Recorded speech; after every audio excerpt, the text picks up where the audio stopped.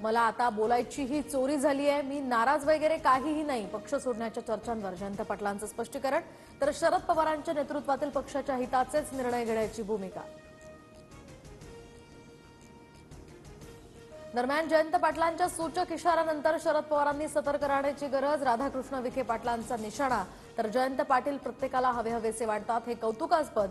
सुप्रिया सुळेंची मिश्किल प्रतिक्रिया. रक्षा खडसेंच्या मुलीची छेड काढणारे आरोपी 10 दिवसांपासून फरार. तर या सगळ्याचा आका नेमका कोण? आरोपींना पाठबळ कुणाचं, हे शोधण्याची गरज. रोहिणी खडसेंचं वक्तव्य.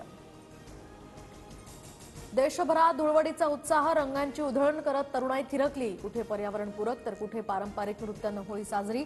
कोकणात शिमगोत्सवाचीही सुरुवात.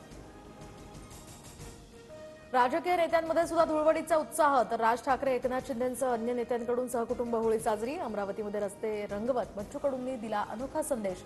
तर मुंबई ठाण्यामध्ये सुद्धा कलाकार होळीच्या रंगात न्हाऊन निघाले. होळी, धुलीवंदन आणि रमजान निमित्त मुंबईसह पुण्यात तगडा पोलीस बंदोबस्त तैनात. तर शहरभर नाकाबंदी आणि मद्यधुंद वाहन चालकांवर विशेष मोहीम. सार्वजनिक ठिकाणी अश्लील शब्द, घोषणा आणि गाण्यांवर प्रतिबंध. धुळवडी निमित्त पुणे आणि